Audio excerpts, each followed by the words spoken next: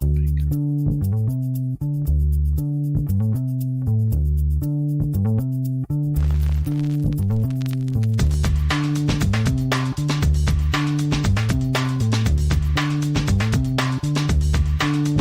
to the acclaimed podcast, The Deep Dive, featuring your esteemed hosts, Andy Monitor and Drew Dinzik, powered by BetSperts. Welcome to The Deep Dive. We've got two more NFC North teams to cover. First and foremost, we get to comment on Andy's team, the Minnesota Vikings. Playoff darlings of last year, 3 seed, NFC North reigning champs. Really nothing to say negative about this group of players. They're pretty outstanding. This is one of the weirdest teams. 2022 Minnesota Vikings, one of the weirdest teams that has come through in as long as I can remember and as long as I've followed this. They won an absurd amount of games. All of them were one-score games, I believe. They couldn't cover to save their lives. I think maybe one win wasn't a one-score game. It was very, very odd. And just kind of a quick aside, as longtime listeners know, I threw my Vikings fandom in the trash years ago because of, first off, the heartbreak and just knowing that what is it? What is the bias? It applies in betting too. What is the bias we use? That a loss in betting hurts twice as much as a win feels good. Yeah, loss aversion. Just loss aversion. It's the same thing with fandom. Like a playoff loss hurts way worse. Asymmetric emotional response. The cumulative add up of all the playoff losses was too much, and then eventually it's just like, well, I need to be a little more I need to start killing some of my biases just to help me with betting. And I think not being a fan of teams is probably going to help with that. So I kind of put that on the wayside, and I did joke. I said, if they signed Lamar, I'd be a fan again when that was, like a tiny little rumor, but man, I tell you, Drew, and there's going to be some people this will maybe resonate a little with. My son kind of likes football now. And he understands from his friends at school that he's supposed to cheer for the Vikings and he wants the Vikings to win. And we watched some of quarterback. I put quarterback on. I'm still working my way through that. And he was so pumped to see the Vikings on there. And he wanted them to win the game. And luckily, the best part is we're watching last season. Oh, yeah. So he doesn't quite understand what we're watching. He's like, yeah, they won. I'm like, yeah, this already happened, but let's cheer for them to get this win again. So I might get sucked back in, although I'm kind of not excited for him to also experience those pain. I cried after the 98 NFC. Sure. I was in 7th grade. When you're in that time window and you really care about something and you don't get what you want, and you realize you're helpless. You're like, when they lost to a Falcons team that it was a very good Falcons team, but they should have won that game. They probably would have won that Super Bowl. I was beside myself. I was just young, and it was only a few years into my fandom, and boy, that was speaking of fun Minnesota seasons, if you're a fan, that was a 15-1 team, and this team last year, as you were getting to before I started delving into my public or my private life, there is just even as just casual observers, and I have to live here in Minnesota, so I get extra exposure to this. And even the diehards, the guys that I see at my fantasy football draft every year, that we get about 14 Miller Lights in, and they're basically setting the win total at 14 or 15 every year. Just I don't understand how this team doesn't beat all these teams, and even those kind of people were like, holy shit, how do we keep doing this? Because there's more examples, but even just the Bills and Colts games alone, I can't think of a single team that had a two games with that low of a win percentage pulling it out in the same season like that. Yeah. I mean, those are both 99% games, man. And yeah, twice in one season, right? Twice in one season. And those, by the way, that you just mentioned, 2 of like 8 fourth quarter comebacks for this team, which is crazy. It's so I have theories on that. let me just kind of paint the full picture then a little bit here. So there were definitely stupid, terrible power rankings published weekly that are based on win-loss and had the Vikings in the top 5. There were definitely Vikings fans that were buying into the wins and being beating their chests like this team is good. And the narrative around it that kind of you see on Twitter, the lowest common denominator people fighting was always like, why aren't we getting respect? Why are we dogs this week? Why, and literally everyone being like, because you're not good. Because you're not good. Yeah. And you know what's funny, Andy? Even in that context, they were not as good as they were getting credit for in Vegas.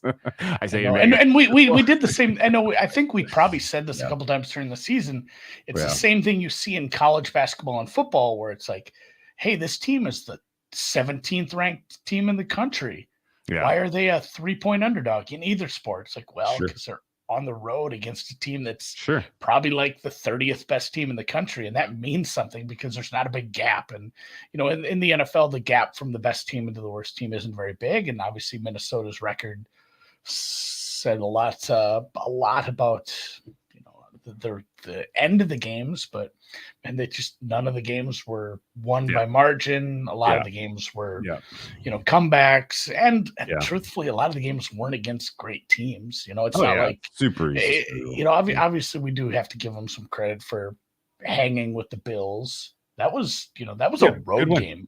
Yeah. That was on the back of a back-to-back road game for them. Yeah, I do want to give them credit for that. Times they win 10% though. Yeah, I want to give them credit for everything except the fact how they got the ball back with fumbling the ball on a short yardage play out of the end zone. Really stupid. They fought in that one and just also the Jefferson catch was a 1% catch. God.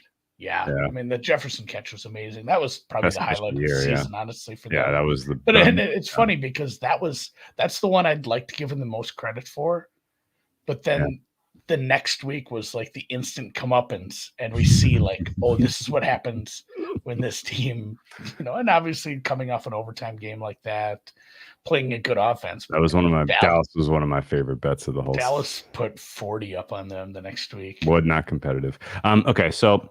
It still is weird though that everybody who with 2 brain cells look at EPA per play. Oh, this is an average team. Look at yards per play. Oh, this is an average team. There were any DVOA. It didn't matter what metrics you went to. It was like, no, this team is average. They should not be. You shouldn't be thinking of them with their win loss as the top 5 team at all. Like, stop. You're being stupid. And even then, even with everybody collectively knowing that there was a perception misfit with the data, they still were never properly priced. They were worse than the market priced them consistently throughout the entire season. They finished 7-10 against the spread, including their playoff loss where they did not cover the 3 points. I think that maybe a close 2.5. I don't 100% remember. Or maybe it was a flat. Maybe it was. I think it was a flat 3. It was a flat. Was it a flat 3? Yeah, whatever it was. They did not cover. That even still was a pretty coin flippy game. But, you start off the season solid. You beat the pants off of the Packers at home. You kind of make yourself, hey, this is our division now, kind of a statement. And then you turn right around on Monday Night Football and you are not competitive with the everybody's kind of darling team in the Philadelphia Eagles. And would you say through 2 weeks, you pretty much knew exactly what this team was? I mean, really, was there much uncertainty in your mind? It's really funny. Yeah, it's really funny to go back and look at that. And it's truthful, funny that, the Green Bay Packer was the Green Bay Packer. The Green Bay game was a bit of an outlier as far as how their defense played.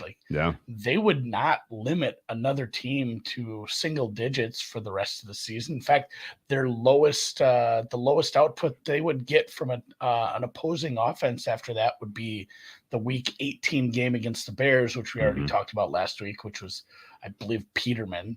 So, I mean, you can't hardly throw that in there. And, from there, the other ones would have been the Dolphins game, which was backup quarterbacks, the Washington game, which was essentially backup quarterbacks. Like when they played a team with a decent, offense, it was you're going to give up 20, 24 points. Yep. The defense was not good. I do want to say, like, if there were a team, like if you had to say 10 years in the future, this happens again, the NFL is not too much different than, what we're looking at right now. Mm-hmm.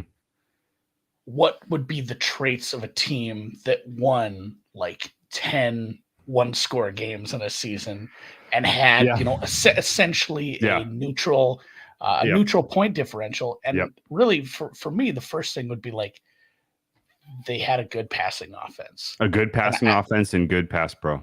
Yeah. So you're capable in comeback mode.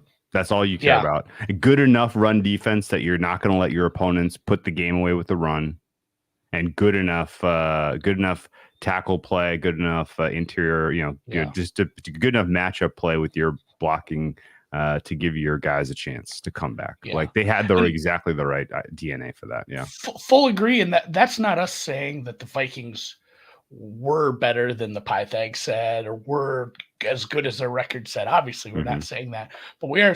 It does, like, logically, it makes sense to me, like, that the makeup of this team was a team that put themselves in those kind of positions a lot, because there's teams that are probably as good as this team, as far as if you wanted to give them an NFL power ranking against the spread last year, power rating, that didn't have this kind of makeup to do this over and over. And obviously doing it as many times as them is a super big outlier that leads to the obvious thought that everyone thinks is this team is, going to regress, but it's not a ton. Can't keep doing this. Like, this is can't keep getting away with this.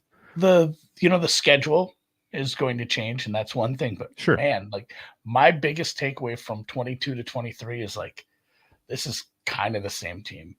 Yeah. And except for the defensive coordinator. That's maybe the only major kind of DNA change. But they're cutting some of the familiar faces are no longer on this roster, Andy. We'll get there. But I guess so. Kind of closing thoughts on Minnesota 2022 season. Number one, it's just a very enjoyable team to bet on or against, depending on matchups. Enjoyable team to bet on live because they were always in the games.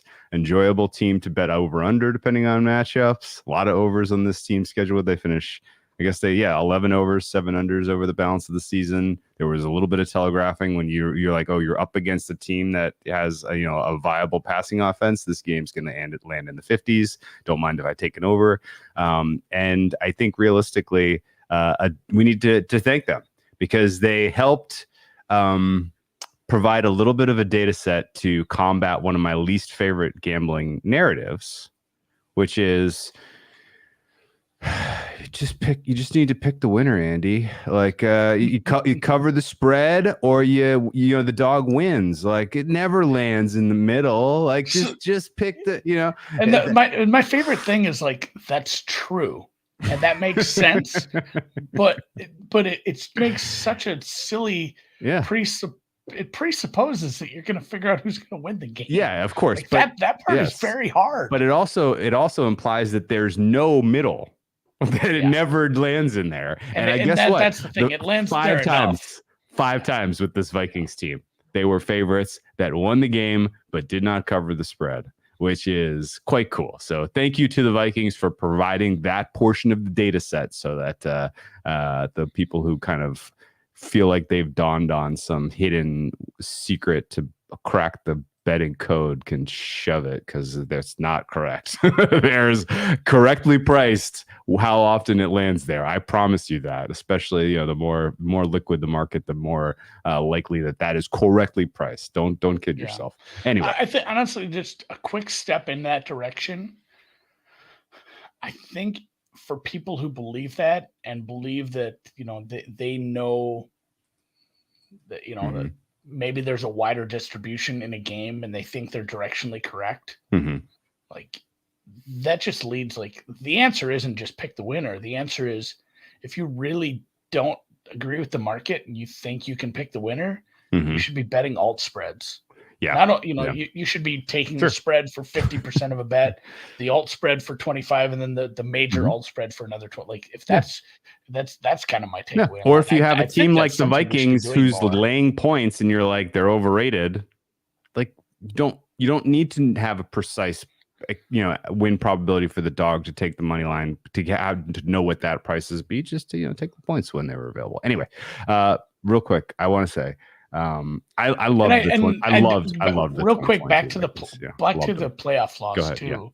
Yeah. Somebody brought that up in the chat and they said, they got the shit kicked out of them by the Giants. And I remember never feeling like they were going to win that game, but that game was, I had to look, that game was tied in the fourth quarter. Yeah, it was competitive. And I was chatting with Drew on that. I said, our takeaway during that week, during Wild Card Weekend, was like, Vikings are overrated. The Giants are slightly overrated, but not nearly as much as the Vikings. And it's probably the right side, but the biggest takeaway there was like, doesn't matter who wins this. They're getting just, beat to shit next week. And I don't think, who cares? Like slight against the Giants. I think the Vikings would have, suffered a similar fate against the.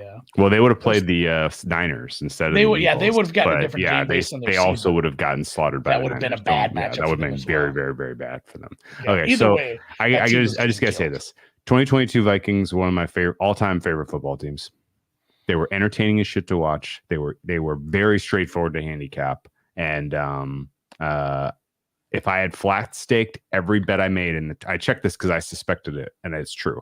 If I had flat staked every single bet I made in the NFL last year, I would have won the most money betting Vikings games. It was the most straightforward handicap that there was, and I appreciate them for that.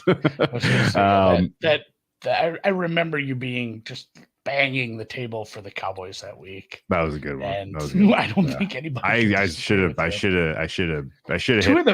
Honestly, I should have looked halfway through the season and been like, I need to be up staking when I'm betting Vikings games because we got these guys dead to rights. And I think that's a good point for the overarching thoughts that we have on like betting the NFLs. And if there is a team like this where they've turned into we know what they are. They're simple. Like the more information you have on a team, maybe we should be up staking a little when we decide we're taking a position on them. Because and it's funny too, because I mentioned the Cowboys game, but the Cowboys-Eagles game too.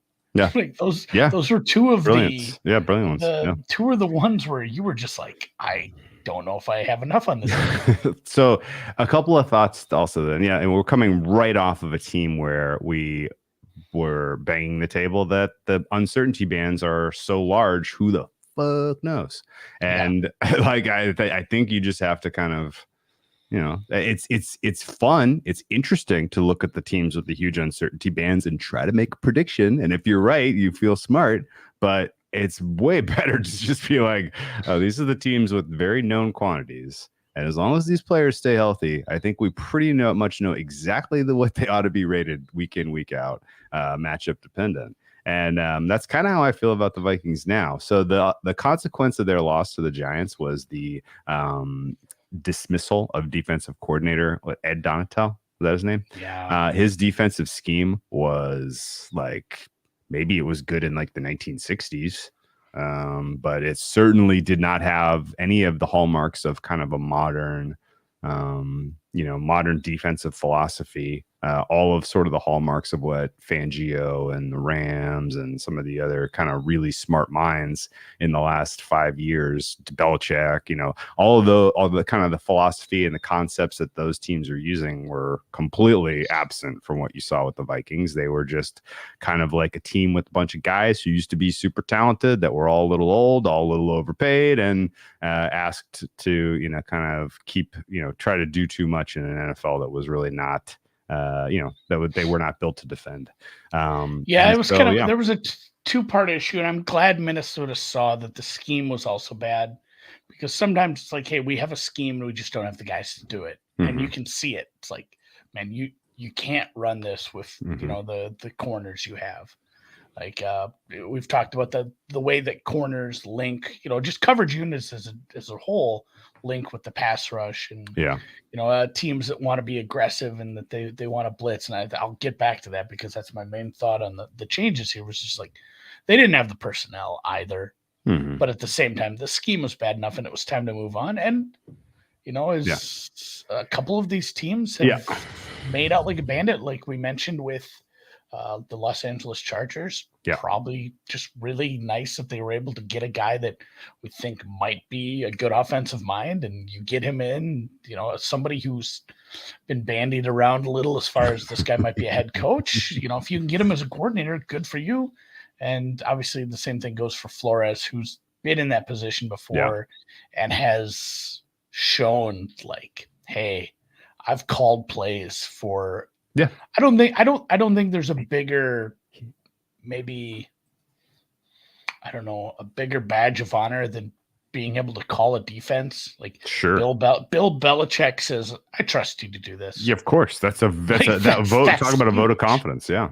It's the opposite of Bill Belichick putting you in charge of an offense. Which is not necessarily much of an indicator that you know what you're doing. But having Bill Belichick who's in the bathroom stall right now? I think it's Judge. You got this, man. Go get him. He's the OC Go get him. Go get him, buddy. You're right. No, long term, Flores as a defensive coordinator hire, good job.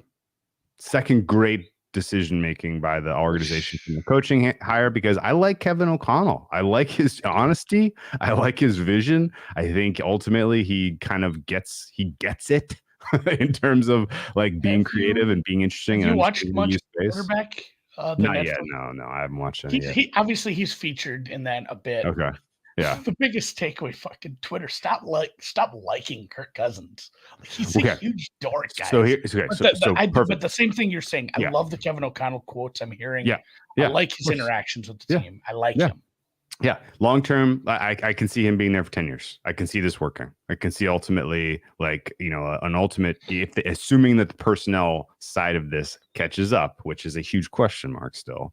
Then, this is, they are building something cool there. And there's just other reasons to just long term be a buyer of the Vikings. Like ownership is good.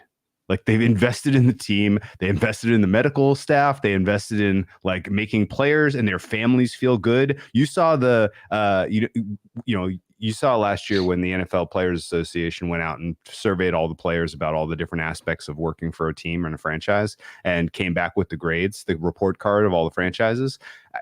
I didn't even need to open it. I could have guessed right away that the Vikings were going to be at first. I don't 100% remember if they were first, but that would have been my guess, just because of the way that they treat their players, they treat their families, and what they put in, what they provide for these players. It's ultimately it's like a hidden edge, I think, and they're doing it the right way, and that's very cool. So long-term buyer of the coaching staff, long-term buyer of the franchise. I don't think Flores is necessarily going to work out with this personnel, and we'll get there. But I definitely think that they've made some good decisions generally as a franchise. Now, here's the key one that I didn't prep you for, and I need your sincere opinion on this. And you having watched quarterback now and having some Kirk Cousins thoughts bouncing around, but you got the Kirk Cousins thoughts bouncing around in the old brain cavity. The ongoing joke of analytics Twitter is, that a quarterback chart is correct if Pat Mahomes is in the top right and Kirk Cousins is in the dead middle.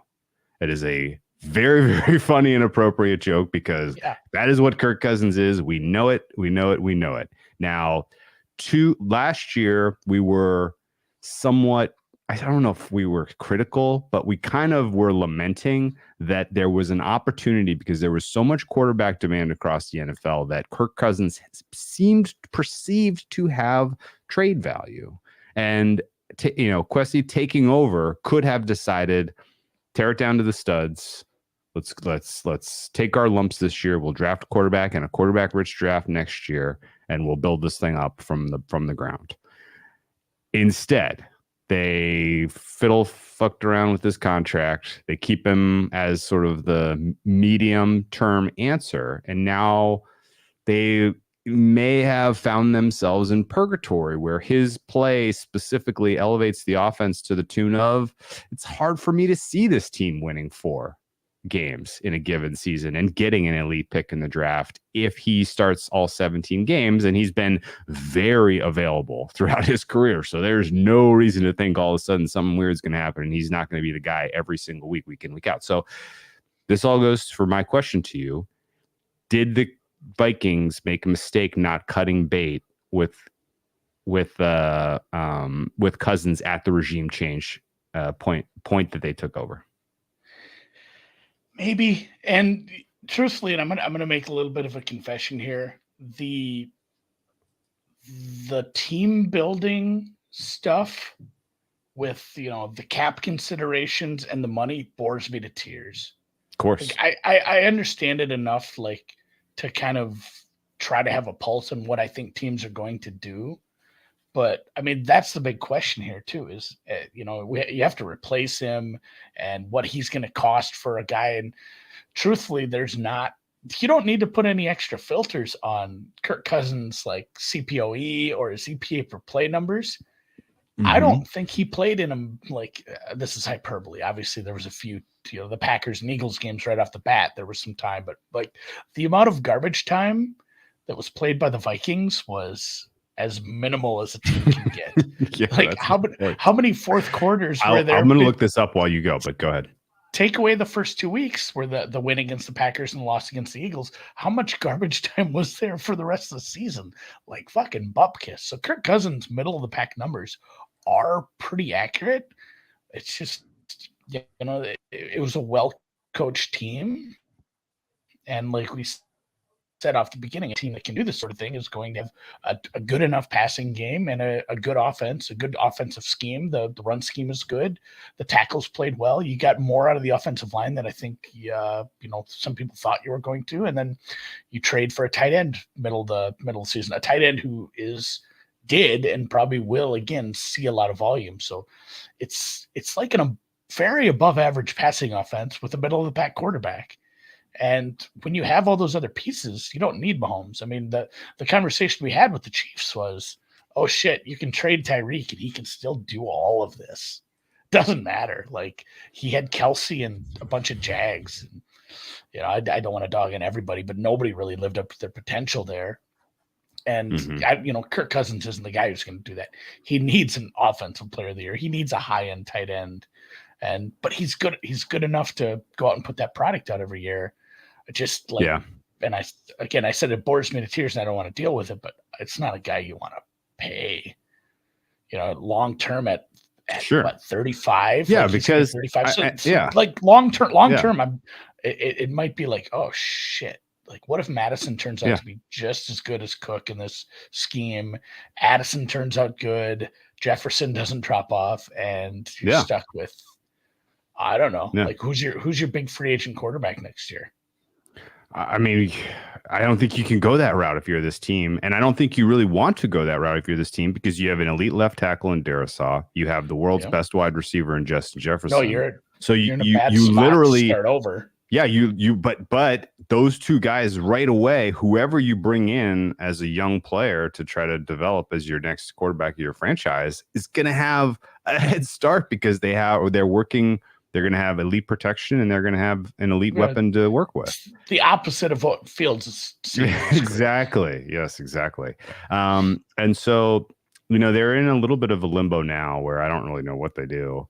Because they're going to win too many games to get a really good prospect in the draft. So they're going to have to take a swing on a guy. Like all of this, like the draft talk around the Vikings was around quarterbacks who were like, maybe they'll be available at the end of the first round, like a Hendon Hooker. And, nobody knew Levis was going to slide to round 2. But, like it was pretty clear that the top 4 really weren't going to be there for those guys, or it was assumed they weren't going to be there for those guys. And so they were kicking the tires on the 5th best quarterback. And like, if you're picking for the 3rd, 4th, 5th best quarterback in a given draft, even if they are ultimately like elevated with the players and the system that you got, it's still, it's going to be that much tougher for them to hit at an elite level at the, so it's, and I just pulled up Sporttrade, Drew. Like you said, they're the odds of them being a top 5 pick is so low just because they have this inherent floor with their offense. Sure. And I just looked up like 2024 quarterback free agents on Sporttrade. The top of that market is Kirk Cousins. The best one is Kirk Cousins. Essentially, it's Kirk Cousins, 35. Next one's Tannehill.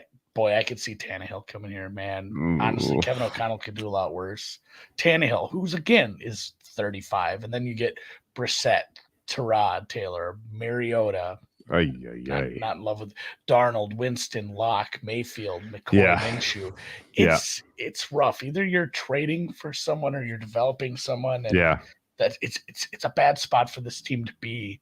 Yeah. And I do wonder if I have no idea what they're going to do. See, the problem with the decision to stick with Cousins, forget about the money part of it. Forget about how else you're deploying that capital to build your team. The problem was, if I tell you right now, Andy, I got the almanac. Kirk Cousins finishes the year as a top 5 quarterback in EPA per play. You would say you're lying. No, he doesn't. He made that up. No, he made that up. Like, the season ended with Kirk Cousins checking it down on 4th and 8. Like, that was the most appropriate ending of the season I could have possibly imagined. You can't write that stuff. The problem is that his ceiling is never going to be high enough to get you into championship contention, even with the other pieces you put around him. So what are we doing here? And I think the only kind of top 10 ceiling-ish quarterback that is probably going to be available if you want to trade for one next offseason is Kyler Murray. Does that move the needle for you at all in this system? I don't think that's the right fit. No, okay. I mean, you've built an offensive line for a pocket passer. You have good enough wide receivers where you don't need to run some of the silly shit that we decided was going to work with Cliff. Yeah. Like, this is hey, let's get one more good young tight end, run a lot of 12 shit, use the wide receivers we have that are great on the outside, and do what we do best. Like, this is going to be Tannehill, isn't this? Yuck. Yeah. Like, that team's going to rebuild, and Tannehill's going to. I mean, or realistically, that, or you end up drafting the 4th. They give Kirk Cousins a 1 more year kind of deal, and he's the bridge to whoever they draft in the 1st round this year. Tough to say, but realistically, you're going to have the 3rd or 4th pick. There's not going to be a lot of teams in the draft in the market for drafting a quarterback next year. I don't think, because so many took them this year. Like, that's just kind of the cyclical nature of this. So maybe the 3rd best quarterback in the draft falls to you in the teens if you're, a 500 team this year. So that's not crazy, but still, like, you've kind of wasted 2 years of prime Justin Jefferson. You've wasted 2 years of prime Christian Darrisaw. Your defense it decayed on the field last year to the tune of you had to wipe all of the contracts on that defense outside of Daniel Hunter. Well, and that's the thing too. If you do decide to stick with Kirk for some way that works out, your entire draft and your entire free agency period has to be. We can't have any ifs or buts and candies and nuts on defense. We have to bring in known quantities that are going to work for Flores and work immediately. Like that's what 2024 for the Vikings. If you stick with Kirk, you say, hey, he's not elite, but he's good enough with this offense. If we had a defense that could stop anybody, and you do the push the chips in Rams, Dolphins kind of move, and you spend on defense. You'd have to have like a splash signing up front. You'd have to have a decent corner. God, teams are so good at evaluating. And then your team is hobbled. Man. Like, teams are so good at evaluating their own players. There were like 2 blue chip guys available on defense this last year. And I think at that point you're banking on good defense players. But yeah, you're banking on Flores being able to pick some diamonds in the rough. And actually, that's kind of an important point about why the Flores hire was somewhat inspiring. Like, you look at the pieces he has to work with this year, and you're like, oh, this could go really, really sideways. However, Flores showed let's do off-season grade. Yeah, he showed an ability. Flores showed an ability to coach guys up on the Dolphins when he was with that absolutely miserable roster. He got he got decent play out of not great pieces, I thought. So major obvious departures. The Vikings were net losers in terms of talent this offseason. Cook, not a guy that you really want to be giving that kind of money to. He's out. He's still waiting for his new team. Hand was forced there. Not a surprise, but that's still not something that you're super fired up about in terms of just having one less offensive piece to work with. Zadarius Smith, similarly, not worth the money they were paying him. He is gone. His production was a little suspect last year, although I still have a very, a clearly above replacement level grade on Smith. I had an above replacement level grade on Kendricks. I had an above replacement level grade on Patrick Peterson. Patrick Peterson, by the way, kind of revitalized his career last year after going through he went through that typical cornerback dip where speed wasn't going to do it anymore, and then he figured out how to kind of do it with smarts, and so he's in Pittsburgh now. Obviously Kendricks doesn't have it like he used to, but he's still good enough to definitely start in a lot of places. Yep. And Zadarius Smith, like you said, the pay was a little much, but he has productive years ahead of him. So does Dalvin Tomlinson. Dalvin Tomlinson and Zadarius Smith, by the way, together again in Cleveland. Yeah, that's true. But it's funny too. The Patrick Peterson signing was just when they first did that. It's like, oh no, what are we thinking with that? Yeah. And they jettisoned 3 or 4 defensive backs, and Patrick Peterson was probably the best of them last year. Yeah. I can't think of his name now. Sure, I mean that's he stepped in the second half of the season. It'll come to me in a second. He was okay. I don't know if it's repeatable, but Dantzler and Sullivan, they weren't great. I think Dantzler's not even on the squad anymore. He got no. I'm saying Duke Shelley. Duke Shelley showed some promise. I don't know if that's repeatable, if that was fluky, but Dantzler. Oh, Duke Shelley is also gone, by the way. Duke Shelley's in Vegas now. All 3 of those are gone, and the one I'm most hopeful for this year is somehow Patrick Peterson at age 50. Yeah. Oh, Dantzler's gone. He's in Buffalo. Shelley's gone. He's in Vegas. Dalvin, Tom, and then the other, the losses on offense were after Cook were kind of shrugs. Thielen needed, that you're replacing with a younger version of him. That's fine. You lost a couple of a tight end and Irv Smith who never really fit. We're planning on moving on. I think there with the trade. For Hobbs. The guys they brought in are interesting cases. They're guys that did not play a huge amount of last season for various reasons, but what we saw from them was good. Marcus Davenport's kind of at the top of that list. He has first-round pedigree. He has shown pretty impressive flashes in his career. He is on a 1-year prove it, and he could very easily replace the production of Zadarius Smith. I think that's pretty clear to me. Byron Murphy, similarly, in a situation not unlike Patrick Peterson, where he could have a productive couple of years for you. So I don't think he's going to be asked to do a ton. He's going to cycle in. He's going to play nickel. Yeah. And he has something to give. And like you mentioned, I like the Davenport signing. I'm a little worried that the Danielle Hunter stuff. Nobody talks about that because we all want to. You think he could hold out?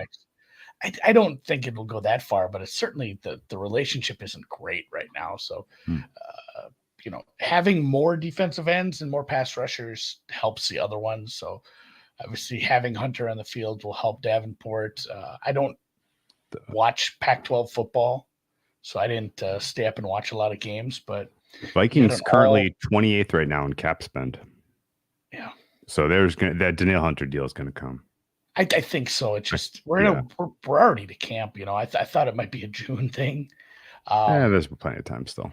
There is time, but the what is it? Mekhi Blackman. Blackman. Yep. That was your second draft pick.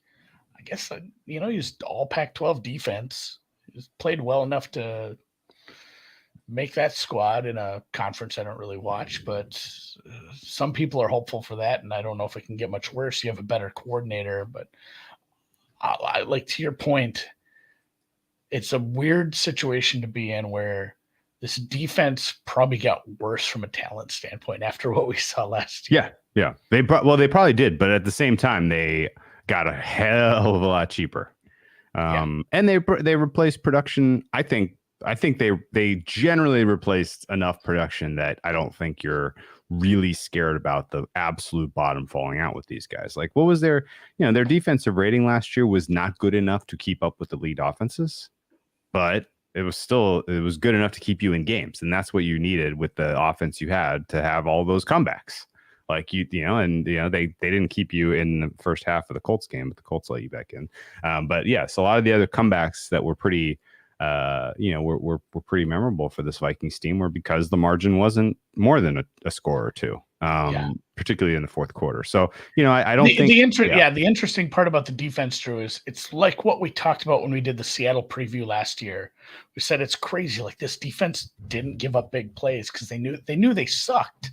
So they turned into like a no doubles defense in 2021 or 20. I'm trying to think what 2 years ago would have been now. And the same thing can be said about Minnesota. If you look at their defensive EPA per play last year, middle of the pack. But if you go look at success rate, they're like, they're pretty much bottom five. Like they're right up there with some, essentially the same success rate as like Indy and Houston. Bad defenses. So they did that where, hey, we're going to let you have successful plays over and over and over and not give up huge ones. And as Sam, who is a smart cat, points out in the chat, Flores' defense might be bad in a completely different way, which in my opinion might be good for this Minnesota team who, like, if your defense stinks, why do you want them on the field anymore? If you're going to have that bad of success rate and still be middle of the pack, hope to get some third down stops and give up huge plays, get the offense back out there, score again. Because Flores is going to be very aggressive with just as bad of a secondary, just as bad of a skilled coverage unit, pass rush unit, maybe just as bad. And if they're going to be that, what comes with the blitz? When you're a cornerback, what happens when they blitz? You get exposed. Yeah, you're in man. You have a bunch of guys who are going to have to play a lot of man coverage. You cannot fuck up. And they're going to give up some big plays. Yeah. And Sam points out too, they probably will force some more turnovers. They'll have some big stops. Yeah. The biggest thing you can do for a bad secondary is maybe get a sack on second down, force a 3rd and 17, something like that. That's great for a shitty secondary if they can play a little up like that and not have to worry about shit. It's always 3rd and 3, and these slants are killing us. We don't have it in us to play man coverage for 80% of this game. Yeah. So they'll lose in a different way on the defense, but it might be advantageous. Okay, so here's some what they have. Here's some of the player ratings I got for the Vikings. Worst cornerback room in the league.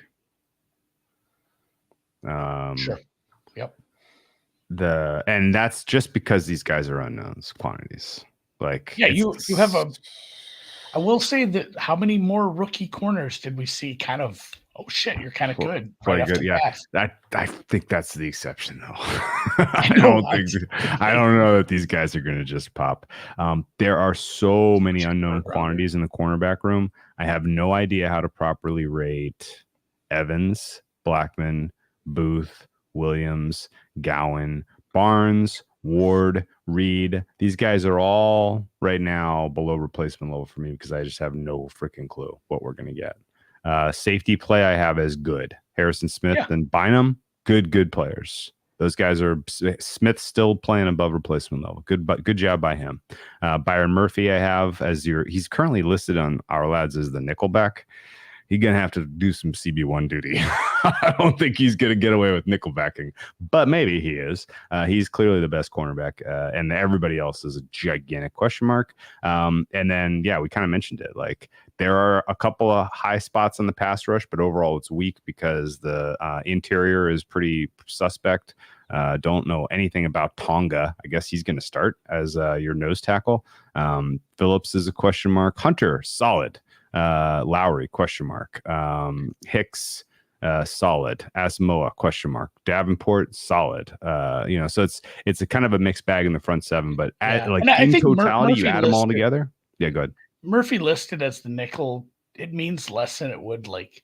Do you remember when you first learned about football and be like, when a team really decides they're going to be aggressive and they put a third wide receiver out there, you're going to have to play nickel defense. Like, the rate of, I'd love to see the rate of nickel in like 95 compared to today. Like if you're a nickel corner, you're still in the field a Yep. ton in today's defense. So he'll be asked to do a lot more than old school nickels, but I still think they want him playing slot a little bit.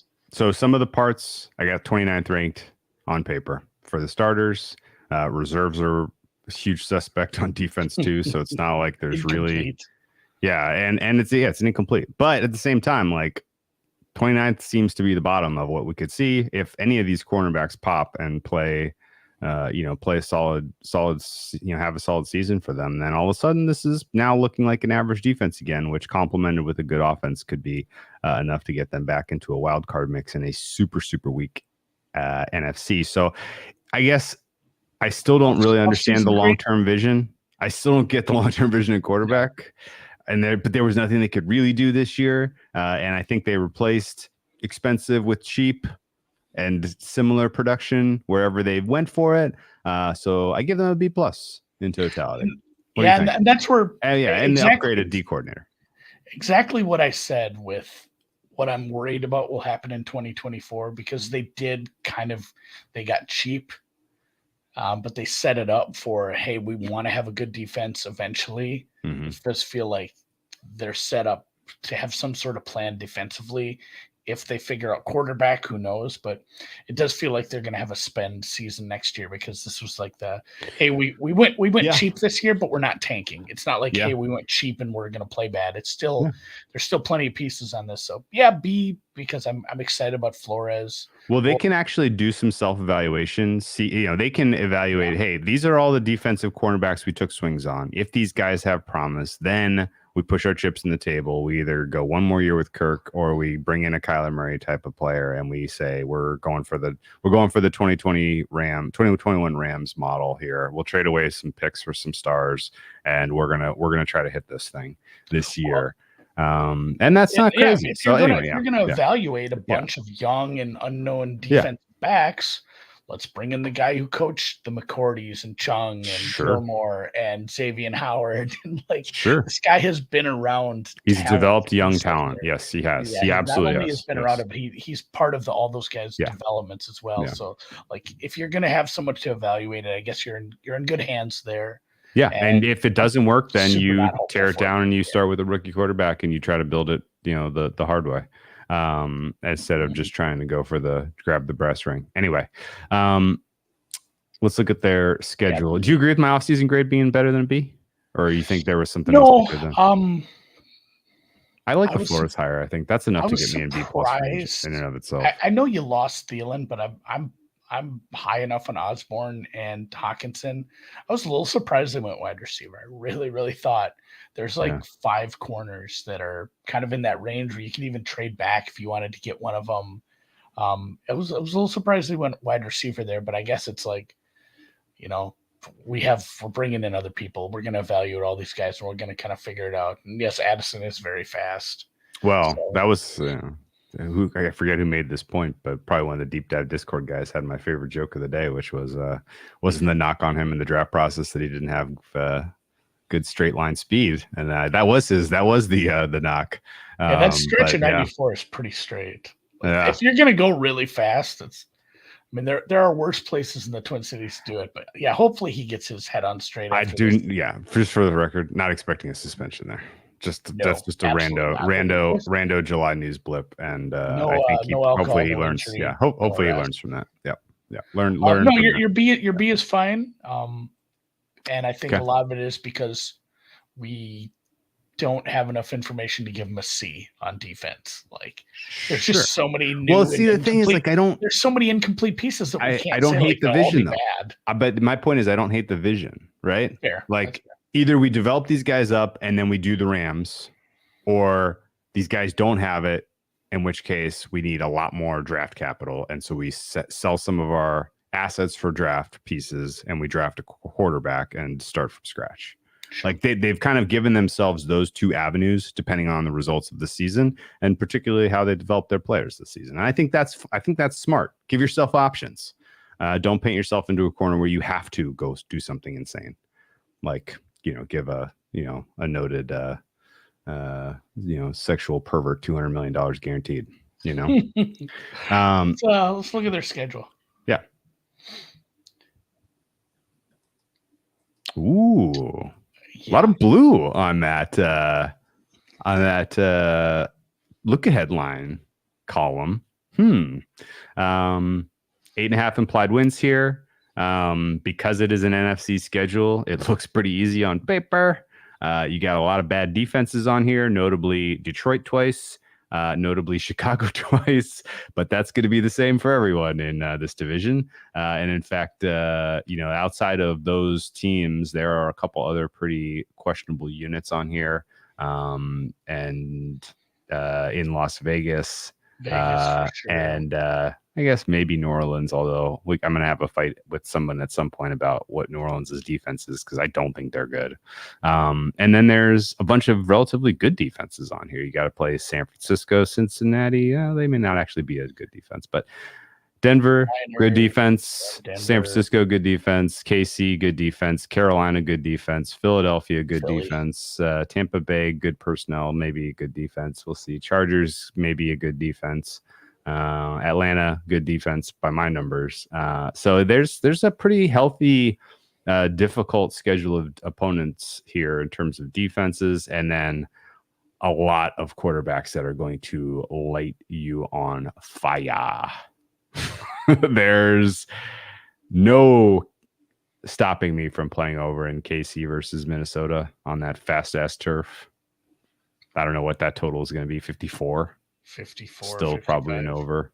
So it depends how Minnesota looks against these other teams, but Philadelphia, there's a decent chance that Cincinnati. Carolina's defense is better than we think. That they have a few pieces. If Minnesota underperforms for a couple weeks in a row against 3 weeks in a row with some people with personnel, you might get like a 51 and be pretty happy.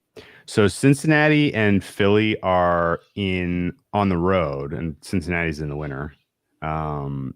KC and San Francisco are at home. Those are 4 elite offenses, elite personnel groups for sure, skill position groups for sure. Quarterbacks and or skill. The win total for those 4 games, I'd set it I'd have to give it an Asian total, 0.25. 0.75. 0.75. Oh, okay. Yeah, 0.25. Good teams lose to medium teams. No, what I was going to say is those 4 teams, and granted, one of them is a winter game, but if I set the total points scored against Minnesota for those 4 squads, I'm probably looking at like a 160-ish. 40 points per team with those 4 offenses is not crazy. It's not probably a median 160, but it's we're talking about those games. If Minnesota wants to win those games, they're gonna have to get above 35. I think. Oh, we were close. Somebody says that there's a 53 out there and a half for that Chiefs game right now. That sounds right to me. Mahomes picking apart this defense is going to be wild. Same with Burrow. Same with Philly. No, I don't know. I guess we don't really know who the quarterback's going to be in San Francisco, but it's probably going to be Purdy, I suppose. Okay. So fun games. I'm going to bet a lot of these. I love this schedule. I love this team. This is going to be a fun one. In terms of rest and travel, nothing really stands out. You do have a nice little time and rest advantage against San Francisco, but not enough to close that gap entirely. You have a travel and a weather disadvantage at Cincinnati. That could be ugly. Rest and travel disadvantage at Vegas. That one might make an interesting one because if Vegas is terrible, Minnesota at Vegas, you might see Minnesota laying a pretty big number there. Once we get to early December, that might be an interesting one to look for a Vegas play. And then 2 games against Detroit in the last 3 weeks, sandwiched with the Green Bay in the middle. Detroit, Green Bay, Detroit sandwich. Do you think that sequence of 3 games decides the NFC North, Andy? Probably. I just, as much as I'm hopeful for Justin Fields to be taking a step, doesn't seem likely that we're all that high on the Bears getting in the mix. But Detroit basically just needs, some of these pieces they added to the pass rush. We'll talk about them soon. To jive, and some of the pieces they have, developed or added in the secondary to be halfway. They need a middle of the pack defense, and suddenly Detroit is a very fun and very good team that's competitive. So. Depends what we get out of this Green Bay defense. We weren't super hopeful for the coaching, but we think they have the most talent. But yeah, these 3 teams, for all different reasons, are all these are 10 plus win teams. It's going to be a very competitive division, and God willing, and the creek don't rise. If something crazy happens in Chicago, it might be a wildly competitive division. So I think you're right. That game might be for the division, that Sunday game, which honestly, maybe it gets, maybe we have some of those games get flexed down the road. One of them's already a Sunday night game in that Green Bay one. Just before we get to the odds too, my takeaway before we bet them is probably kind of what we've been saying the whole time here is, what did we led with this? We said it's the same team. And this offense works pretty well, but this defense isn't good. Hopeful for Flores, but anybody who wants to go look at the Miami numbers for the 3 years he was there, they were 32nd in fucking everything his first year. He's good. And I think the really big hope is that step that he took that second year. That defense really got good for his second and third year. They put up some good numbers, but it's just, you can't go there with a cupboard that's bare and just say, well, I have the best scheme, so it'll work with anybody. You do have to bring some pieces in, and maybe he can coach some of these guys up. But man, this defense might just stink out loud still. It's going to be it's a work in progress, I think. So it's crazy. We have the same team with a tougher schedule and a little regression. So look at the odds and see what we think of the prices for a team like that. Super Bowl 35-1. No, thank you. NFC 14-1. Not enough upside to get involved with either of the futures there. NFC North plus 270 is interesting. This is one where I'm going to be watching this market all season long. I have an existing Packers play that we talked about last episode. I think the Packers number gets shorter based on schedule. And I think there's probably a buy point for Minnesota. There's a buy point for Detroit. There's a buy point for Chicago. We could have all three teams at 5-1. Yeah. Right. Three. Yeah. I think I would take Detroit or Minnesota at 5-1. I would take Chicago at 20-1. And if we end up with all that by the end of the season, I'm not going to be shocked. Yeah, I'm not going to be shocked though. Because it's not, the NFC North's not going to be decided until the end of the season, guys. So this is the type of market that you want to try to cover a couple of different bases. I don't think you want to set it and forget it. Make the playoffs, yes, plus 104. Not enough of a price there to take. No, with minus 128. If there continues to be a drift in the win total, if there continues to be a drift in the win total, by the way, 8.5 is minus 142 to the over, plus 116 to the under. I think their floor is kind of high, as we talked about already. So this is not an alt under team for me. Definitely not an alt over team either, though, because the idea that you're going to capture lightning in the bottle twice, even though, again, you're set up for comebacks, same as you were last year, I still think the likelihood that you hit all those heads, flipping the coin is going to be tough. So none of these are really interesting to me. Some of the other kind of aspects that I wanted to pick your brain on, you had Justin Jefferson Offensive Player of the Year 20-1 on this pod last year. Are you going back to that 25? well? 25? Some people got better numbers than me even. Yeah, that was going back to that well? I don't think so. It's hard to repeat. There's so many good wide receivers that are right there with him as well. And his numbers obviously sucks this year. A couple props I found from Minnesota that I looked at was, Cousins, most passing yards. He's 500, 700 behind the big names every year, but it doesn't take but a couple games to suddenly close that gap, or God forsaken, we don't ever hope this on anybody, but there's some injuries at the top, or Mahomes sits 2-3 games at the end because they've got things wrapped up and he's kind of banged up. That's not a bad number. Minnesota's team total for the season, 415. It was 415.5 at DraftKings. Ooh, let me tell you what I'm projecting for them. I got a projection on that. Let me see what I got. It's not that much higher, but they've scored 4.25 every year for 3 years. They're actually kind of consistent with that. And like I said, if this defense is more of a, is this going to be coining a phrase, a quick strike defense?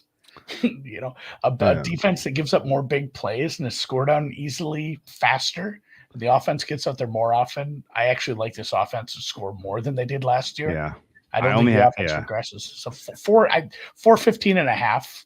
Damn, it's not a banger, but it's on my number. That's on my number. So against a neutral schedule, I have them at 384 against this schedule. With some of these weak defenses, I have them at 412.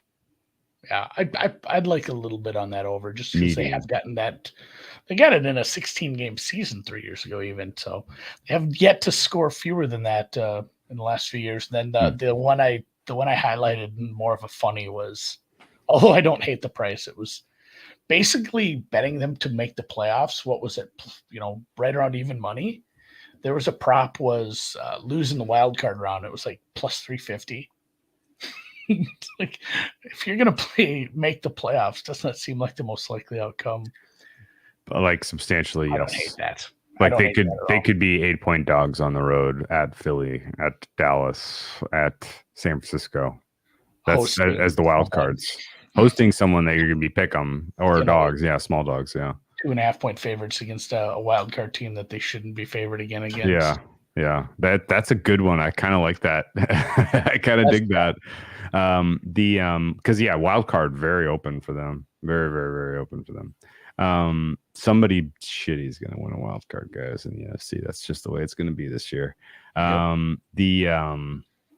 none of the other odds that were real posted. I was super excited. Coach of the year, Kevin O'Connell. No realistic shot for me. He won too many games last year. He won too many. No defensive player, defensive rookie of the year or DPOY. I don't think on this squad. Addison, offensive rookie of the year. It's just a little short for somebody who's going to not be the one. He's not the wide receiver one. Yeah. That's hard to justify. He's going to get a lot of looks, but not being the wide receiver one. Addison on the team, Hawkinson on the team. Does that help or hurt Jefferson most receiving yards? I don't like that at all. I like him like maybe most receptions. Okay. Although Cup's back and Cup's good for 150 if they want it. Even with Stetson. And it depends who's playing quarterback that year. We'll see. Okay, range of outcomes. We kind of talked about it. I think best possible case scenario for this team is they lose in the wild card round. Yeah, between 8 that probably and 10. happens. That's probably if we're being honest, it's probably modal, right? Like the most likely outcome for this team between a stage of elimination. I guess modal is not getting into the playoffs, but the next is losing in the wild card round. Their season ends in week 16. Yeah, a little less than 50%. Week 18 or week 19. No. Like 90% of the time, and they win between 8 and 10 games an awful lot. Yeah, so tiny little, very, very narrow range of outcomes. Small uncertainty bands because the offense is a known quantity. The defense is the surprise. But even if the defense surprises to the good, to me, that moves them into losing a wild card game at home as opposed to losing a wild card game on the road. So, all right. Betting plan of attack. We're going to bet all these games. Every one of them, probably. I love this team. I love handicapping them. The schedule's fun. There's going to be especially some great once games. we understand what they're going to be as far as the secondary. Because the quotes to kind of close with the Flores and Kevin O'Connell quotes. Although my favorite thing is it seems like Kevin O'Connell and Flores are on the same page, which is great because when you have an offensive head coach, you need a really good D coordinator. When you have a defensive head coach, obviously you need a good offensive mind running your offense up in New England. I think they're on the same page. I like where his head's at, but man, there's just keep saying we're going to be aggressive, and being aggressive with shitty personnel is just going to blow up in your face 3-4 times a game. So like, it's going to be a fun team when you're playing a good offense.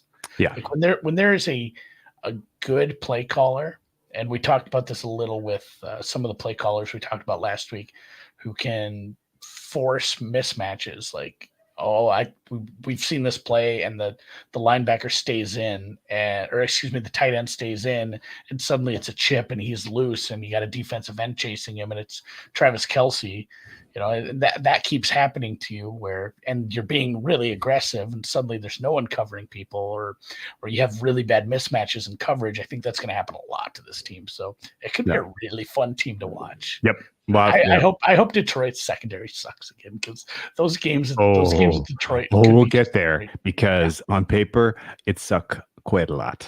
All right, let's go. Let's call it. Let's call it a pod. Great job. Fun talking about the Vikings. Well done by you. And let's go restore some more.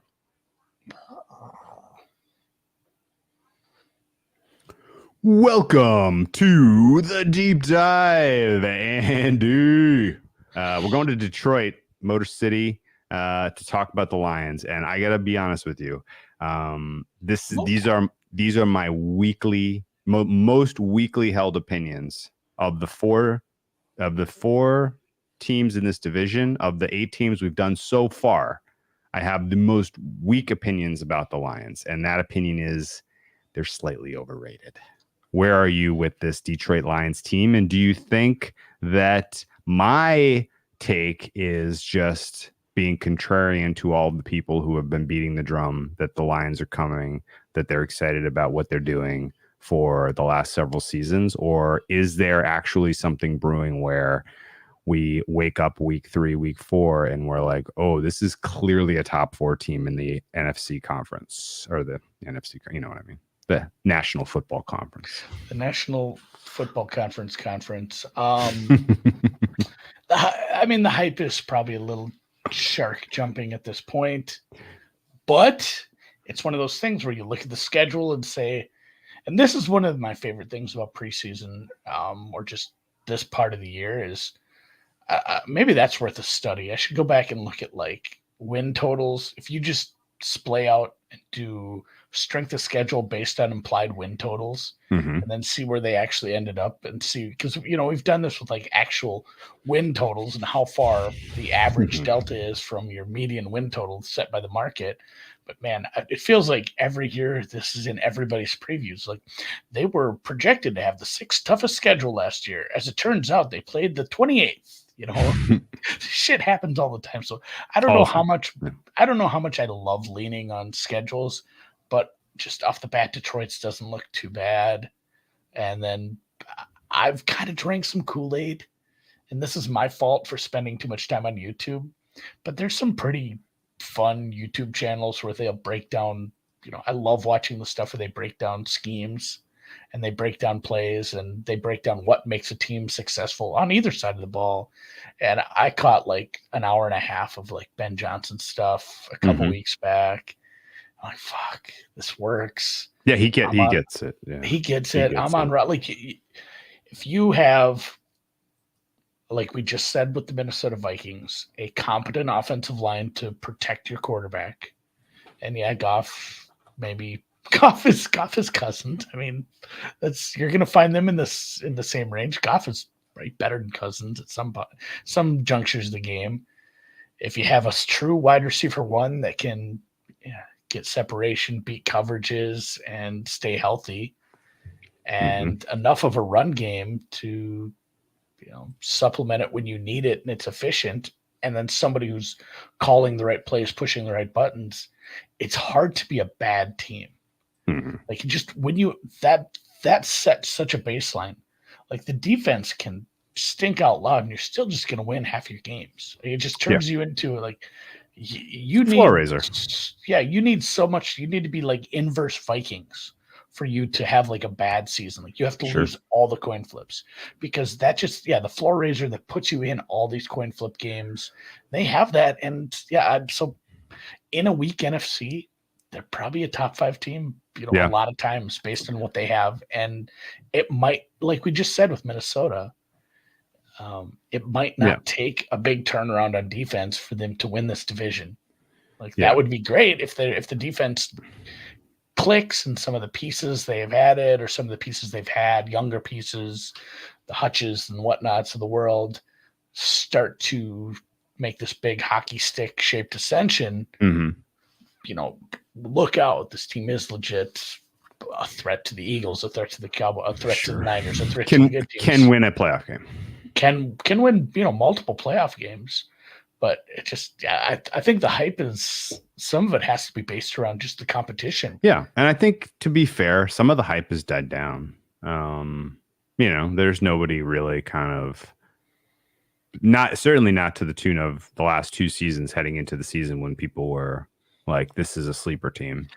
This year, they're favored to win their division. Like, There's no, they're getting market respect pretty clearly, but there's nobody who's running around saying, how in the world are these guys now -200 to win a bad division, right? Like nobody's like really super confident that this is going to go well. And I think it's easy to have a little bit of pessimism about the Lions because their schedule starts really, really tough. Obviously, the sacrificial lambs to the Chiefs in week 1 is not a great way to start. So like, even if you are even if you are quietly really bullish Lions, like it's to your advantage to just keep your opinion to yourself until after that game. But like there's, perception is going to go down about the Lions out of the gate, almost certainly because of this, where they find themselves week 1. And now if they go and shock the world and beat the Chiefs, we're having a very different conversation, obviously. But I don't think realistically that, that the setup is especially favorable for them to start the season.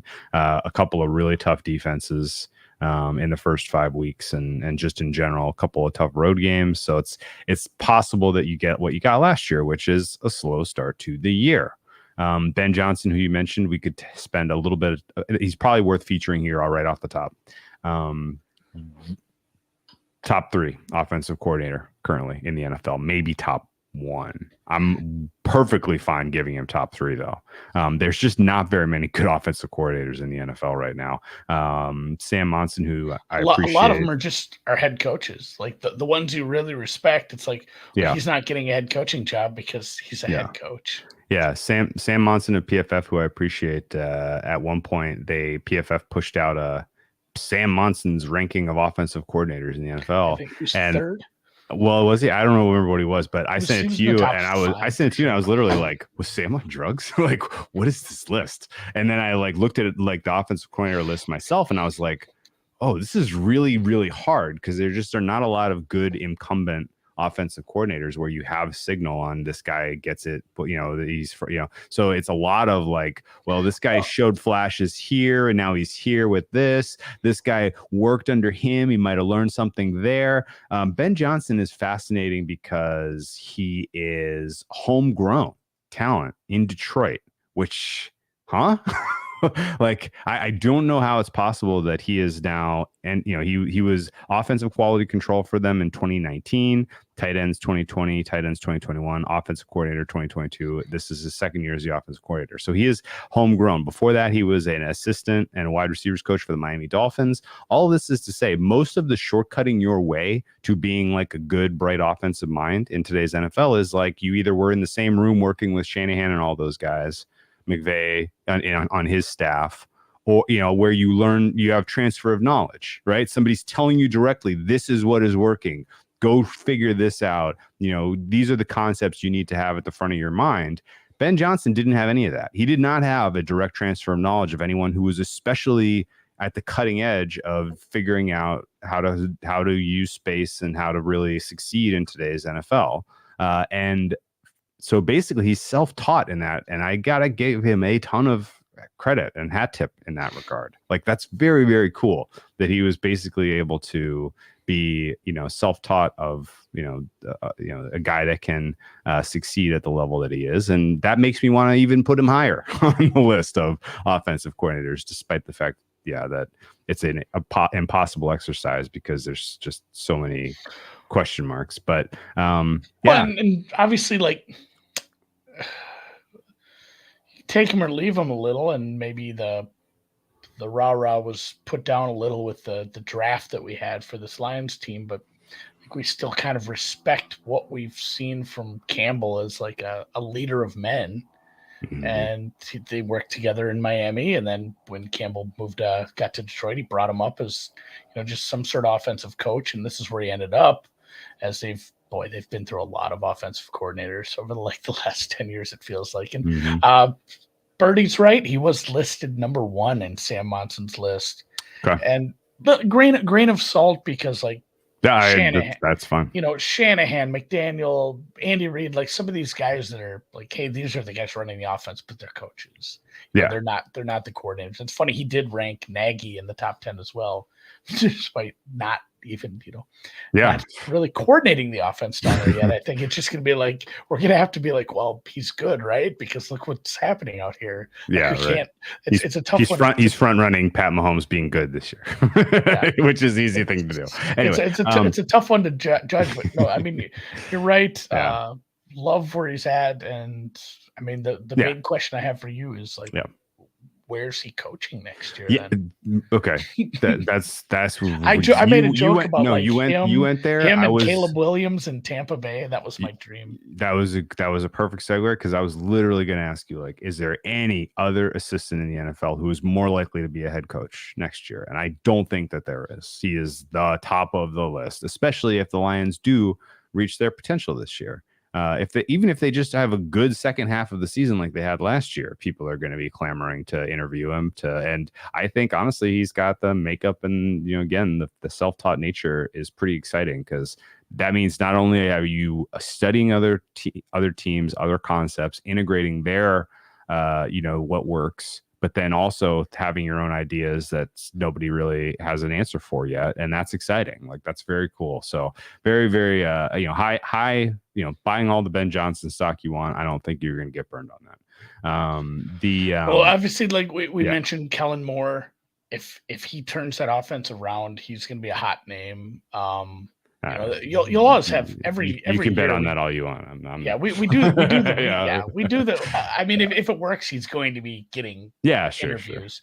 But you'll always have the retreads. There'll be some retreads again. Obviously, like, who knows what happens with the enemy? If Baltimore gets it, like if Lamar is 80% of his MVP season, I think Monken gets some interviews, because he's someone who's been mentioned in those talks in the past as well. So it's going to be hopefully mostly offensive guys. We'll see. Maybe your guy Lou Anarumo. If he gets a little more love, that's a good call. Good Raheem Morris. Brian Callahan's probably in the mix there too. He didn't get any love on Sam's list. That was weird. Brian Callahan certainly should be kind of in the top 10, I think. But anyway, that's that point. And then obviously the Niners defensive coordinator is always a candidate. So Steve Wilkes. He was interim in Carolina after Rule. So his tenure, he had a very unflattering tenure in Arizona, I guess, right? Anyway. Oh yeah. All right. So let's talk about 2022 Lions. It was a wild season. Part of the reason that I think they're a hair overrated is because they finished so hot. And a lot of what you think about a team is what you last remembered them doing. And because they didn't have a playoff loss that threw a little cold water on them, they're remembered for finishing the season hot AF. This team was 8-2 down the stretch, 9-1 against the spread. That is very, very, very impressive. The losses they had against the spread weren't even that. I'm not even really. They lost outright to Carolina in a game that was a pretty clear, it was a low spot for them motivationally for a lot of reasons. It was a bad travel spot after back to back late in the season, hard fought win the week before, 2 divisional games left. People kind of all of a sudden saying that you're going into the playoffs as a playoff team. This team is good. They all kind of read their own press kind of nonsense. So that was a pretty obvious letdown spot. Otherwise, it was pretty outstanding. I hadn't thought about that, Drew. I'm gonna have to give you credit for that. Yeah, go ahead. The team that overperforms but misses the playoffs. Yeah, they don't get that knock of they lost a playoff game. Yeah, like we knocked Minnesota for losing to another team that was middle of the packish but made the playoffs. Yeah. Whereas Detroit finished. Let me look. I think it was 8-2. They went on an 8-2 run to end the season. 9-1 against the spread, and they were just scoring. It was 30 points a game for that second half of the season. The offense was great, but we don't have that. But they looked like shit. They should have beat Buffalo on Thanksgiving. That would have been wild for the Survivor guys. But they were amazing down the stretch. They were hot. So You think the Giants are going to be good this year? Did you see how bad Philly beat them in the playoffs? That team sucks, that kind of mindset, that kind of, the Bills are suffering from that right now. perception of the Bills is, I mean, are they even a top 3 team in the AFC? They got killed at home by the Bengals, Andy. Like that. But also too, like it's like we always make this comp to college. Like when you're an SEC team who starts off with like playing the best team in the Pac-12 or something, and you lose that game, and you go undefeated in the SEC season, you kind of forget about like, oh, they lost to Oregon or they lost to Washington or USC. Like you don't give a shit about that anymore because you just ripped through the SEC schedule and we saw it. Same kind of things. Like nobody's talking about. This is a team that started 1-6. Yeah. They looked like hammered dog shit in a lot of those games. Patrick springing up the Patriots game. They just couldn't get anything going. They didn't score in that game. Yeah. You know how many points they scored in the season? They were shut out one time. Amazing. It was a really, and that's kind of the, the hot hand fallacy, or what have you done for me lately? It's like they really ended the season hot, and here we are with the hype. Yeah. And some of they covered 3 straight out of the gate, but there was some fraud there. They had no business covering week 1 against Philly or week 3 at Minnesota. But hard fought win against Washington week 2. That was a nice little sell high on Washington, by the way. And then similarly, down the stretch, they were just a good bet on. They're rewarding the backers week in, week out. There was a covering machine, capped off with the incredible, a very, very full heart perform against Green Bay in Lambeau to keep that team out of the playoffs. Love it. Only a handful of good teams ended their season with a win, and Detroit was one of them. Kansas City was the other one, and they get to play each other week 1. All right. The Ben Johnson Goff relationship, I think, is very clearly strong, and that's where things get interesting for 2023 and beyond. And that is that, if EPA per play, any kind of success metric you want to use for Jared Goff would tell you he was clearly top 10 last year. 5, 6, 7, any one of those kind of in that zone, in that rare air with the Josh Allens and Burrows and Hurtses of the world, tier below the Mahomes of the world. That to me is pretty clearly as good as it ever could get, right? He's not going to leap any of those guys on talent. So realistically, you're talking about a team that is capped offensively by what we saw at the best of times last year. That might be good enough to win 10, 11 games this year and get into a playoff and clearly win the NFC North, which is weak.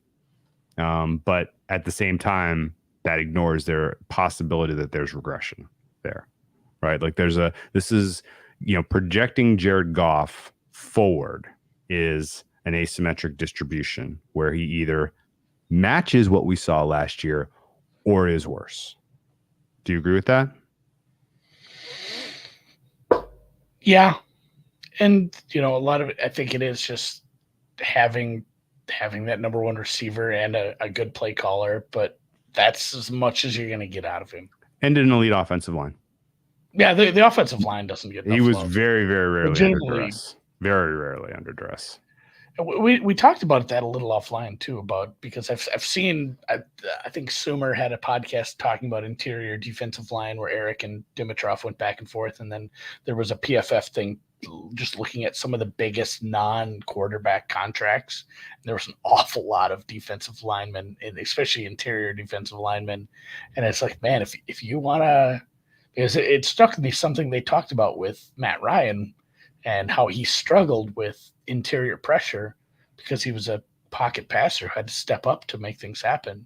It's like, man, if you want to beat some of the old guard pocket passers and you have a legit threat on the inside to get inside pressure, because it feels like you can just rotate through edge rushers and bring guys in for third down. But if you have a true 3-down interior defensive lineman that can get pressure, you can cause problems for some of these pocket passers like this. But again, like you just said, the offensive line was good enough to avoid a lot of that, and thereby Goff looks a lot better. And I had him 6th in my numbers for last year. Wow, wild.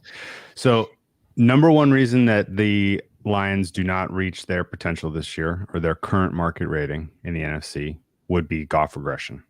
Okay. Now, in the spirit of building out a probability distribution, because of Johnson, because of the O-line, because of the weapons they have, which at least to start the season do not include Jameson Williams.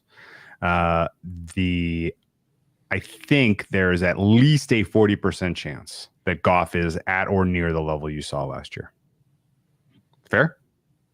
Yeah. But that means there's a 60% chance he's worse. Can live with that. Okay. But I don't think it's a super low floor. Like I just said, the offense. No, sure. You would need like it's probably like average, right? Like 16. You'd need a cluster injury at the offensive line, and probably something would have to happen to they figured out Ben Johnson Little, which I don't feel is super strong signal. I don't think it would have to be Amon-Ra misses time and they lost their left tackle. Yeah, interior offensive line injury. All of a sudden, Jared Goff's getting pounded. He's getting sacked with interior bull rush type of stuff like that. That would be one. Amon-Ra, St. Brown missing time would be one. The changes they made in the backfield not giving them a complimentary running game. It's funny how they look at all the stats for the receiving core last year, and it's funny how the touchdowns look all fucked up because they just scored so many on the ground, which was a little bit outlier, but I honestly think they might have upgraded at running back. Mm-hmm. I didn't even hate the draft pick, which we'll finish up offseason moves here and offseason grades in a second, but in the blind or for this team. So the more I think about running back and all the goddamn discourse we've been forced to have over the last week. What are you talking about? You're discoursing? There was some discourse around running backs. So the more I think about it, it's the best case is just get a really good young running back every 4 or 5 years. It's man, our team's actually smart to go after a running back in the draft if they if they have a smart offensive coaching staff, a good scouting system, and they say hey, this guy's going to be cheap and we're going to run him to the ground for 5 years because the CBA isn't due until 2030 and we can do whatever we want right now still. And maybe they're not complete idiots for just saying, this is our guy. This guy fits their scheme. The opportunity cost of Christian Gonzalez for Gibbs. That the other issue, the issue I have with it, if you put it in a bubble like that, it's all right, that's not the stupidest thing. The obvious argument is you need corner help, you need pass rush help, you need interior D-line help, and all of those are huge needs, and all of those, and there were spots where you could have done all of that. So I mean, that's the obvious argument, but at just face level, it's man, if you have a guy you think fits your scheme perfect and you can use him for 3-4 years cheap, go for it. Maybe it's not the dumbest move. And for now, I'm willing to give this team the benefit of the doubt as far as offensive personnel choices, because nothing's really gone super wrong other than Jameson Williams never playing. Yeah, that's fair. And as Birdie points out too, this guy is going to be in on a lot of third downs going out for out on passing routes for sure. Sure. Okay. Any other kind of closing thoughts on 2022 before you want to get right to the decision making of the front office? Because if there's one weakness with this team, I think it's the front office. No, I said, I'm pretty comfortable with the moves they made outside of the questionable draft. It's just, we're kind of in the same boat here with Minnesota and Detroit. Are you just trying to do the same thing as last year? Because you didn't fix some of your big problems, but at the same time, you won some games. I guess so. Who are we to judge? Yeah. Okay. I don't have a ton. I guess the one thing to note is the one thing to note is the heartening thing, Drew, is the we're using it as a negative that they went 8-2 down the stretch, but probably I think maybe that's a bit trite at time where we say it was a staff that was still kind of coming together, especially on the offensive side, and maybe it's less of a you just got hot and that's why we like you, and more of a harbinger of, hey, this offense has got it licked. We just got to fix the defense, Yeah. kind of like Minnesota. Let me build on what you just said. They lost a lot to start the season. They had a rah-rah coach who was, pressing buttons of a emotional nature. Very, very easy for that rah-rah spirit to curdle like spoiled milk when you are losing. Very easy. And for whatever reason, this team was loose. They were having fun. They were like, oh, yeah, we know we're going to win eventually. Like, who cares if we take another loss? Like, there was no hanging their head. I don't believe in what we're doing. I'm quitting on this team. We need to get this asshole out of here. Right. And I think he's an excellent leader. There's something there. Yeah, there's something there. I don't know what it is, but there's something there. Because that can go, that can go so poorly. Right. But when the guys stick with it and buy into it, he's basically the National Football Tomlin, right? Like, and it's a unique situation because there's the one end of the spectrum is you've lost the locker room, and it's usually because you're not liked or your coaching style is not liked, but you can be an asshole and your coaching style can rub people the wrong way. But if you're winning and you're in the playoffs every year, it's like, that's just, that's how he motivates us. Yeah, right. But you can be Bill Belichick and be antisocial. And when it goes wrong and you're that way, it's like, well, this asshole lost the locker room immediately. Urban Meyer, the biggest example, oh, yeah. probably great call. Ever. Yes. On the other end of the spectrum, you gain the respect of the team. Doesn't matter what kind of coach you are, by winning. Like, like we said with Belichick, you can be an asshole, you can be a player's coach. If you're successful, like I consider Andy Reid to be a player's coach, and he's well liked everywhere he goes. Basically, he's jolly. It's hard to hate on him, but winning trumps everything. Of course, it's such a unique situation because, like you said, they were 1-6, and the team was still just like fully behind this guy. It was such a weird deal. Like, there was no mutiny. There's just like they believe what the fuck he's selling. Yeah, like, there wasn't even bad body language with these guys. He's not a head football coach. He is the king of the salesman. Yeah, good call. It's funny because it's not like I'm not using salesman in a negative connotation like a used car salesman. He has to sell you on yourself, kind of, and the motivation. Like it's Tony Robbins out there, and if people are buying what you're selling, then they keep the motivations there, and the locker room stays where it is. Once the offense turns around like it did, it's like, oh my god, this team is good. This team is a problem. It's a pain in the ass to play. Yeah, and so it was an impressive ultimate stick with itness of that, and bringing that group together, and stick-to-itiveness, and whatever his leadership style is, it works with NFL players, and that matters. And so even a slow start to this year's Lions team, the idea that anyone is going to be abandoned ship, get rid of Campbell, not happening. He's got a long, I would say at least, a long potential tenure in Detroit, just based on the way that the players seem to play for him specifically. I would say Sam brings up a good point, which is low-key dream scenario for the Lions is they miss the playoffs again. Can Campbell and promote Johnson? That's like the least likely, though. Yeah, Dick Vermeil was old. I realistically, like, they're probably going to lose Johnson, and Campbell's going to have to figure out a way to do it with a roster that's just good enough to keep them in purgatory every year. And who knows what the future of the quarterback position is in there. Like, I'm not buying, Lions stock long term, because they're like literally like the best case scenario for us as bettors is that the Lions reach their potential this year. They get a top 3 seed, and people believe in them in the playoffs. They win a playoff game. Johnson leaves. And then this time next year, when we're previewing the Lions, we are like, sell.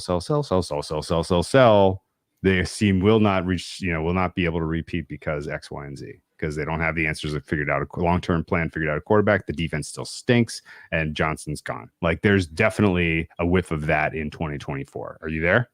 Yeah.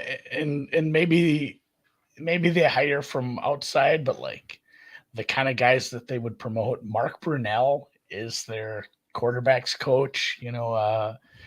I don't know who this Tanner Ingstrad is. Antoine Randall is your wide receivers coach. This is how we can tell we're getting old. These are all like our players from when we were young. Tanner Ingstrad. Yeah. Man, they were all quarterbacks in like some shitty college. Yeah. But that's the thing. Like, there's not some. Oh, we're fine. Like, there's another guy that can promote, and it'll be Ben Johnson Jr. It's like the long term stock is a little shaky because you're so likely to lose him if this offense looks good.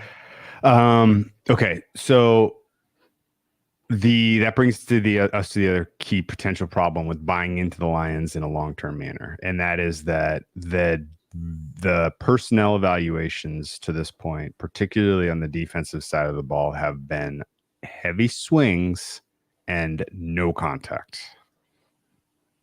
Hutchinson may ultimately be a fine piece. Yeah. And I mean, okay, he's a contributor. He's certainly your best pass rusher. But this defensive depth chart is littered with guys that you elected to draft with relatively high draft capital who are underperforming.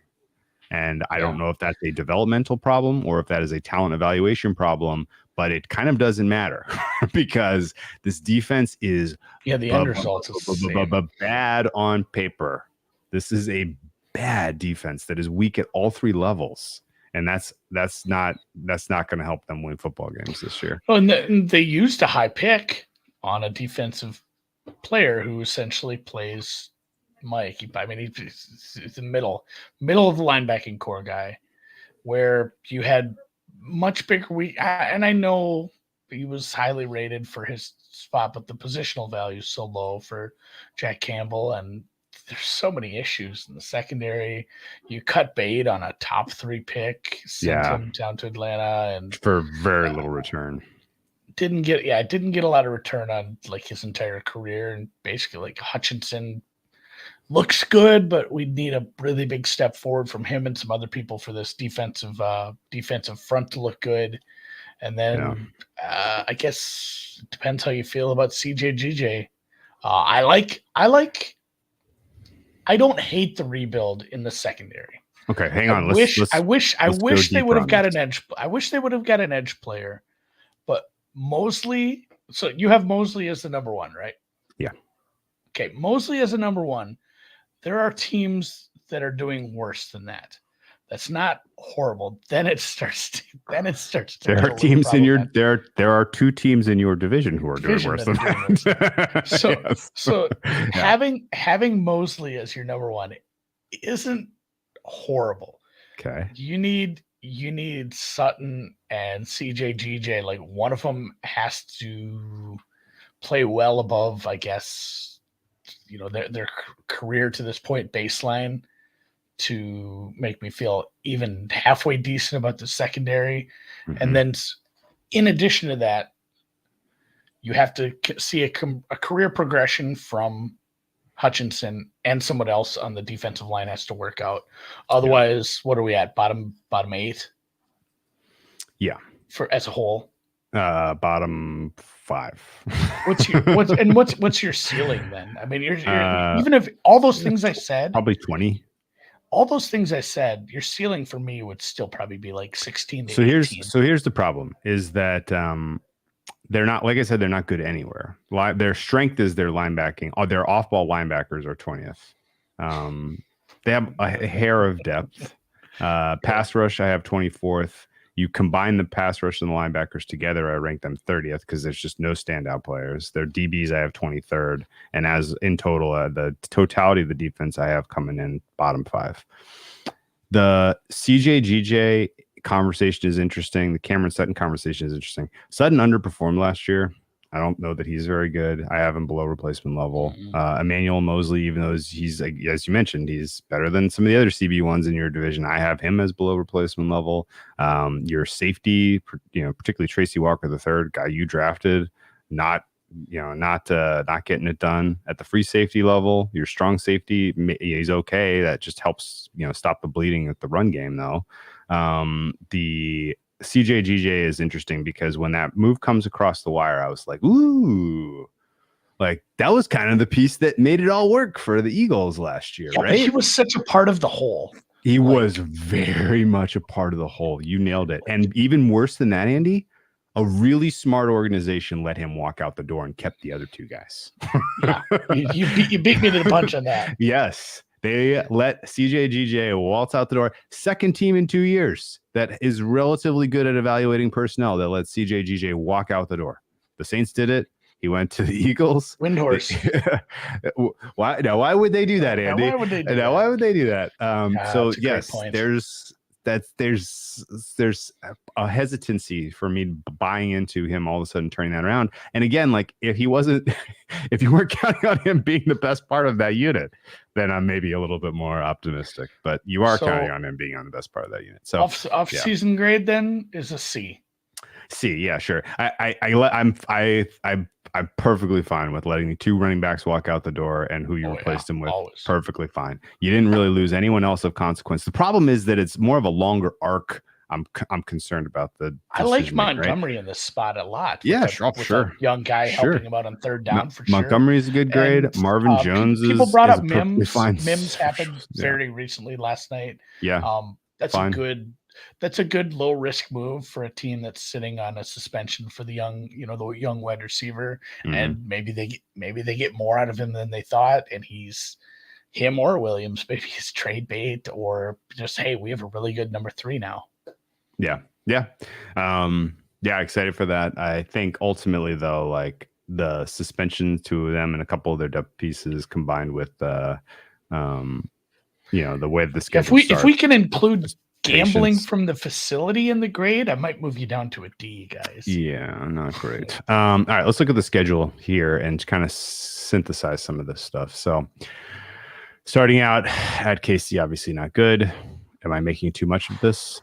Possibly. Could they beat KC? They have a 29% chance to beat KC, maybe even 30, Andy. You know what happens more than 30, at least 30% of the time? Upsets in every single sport.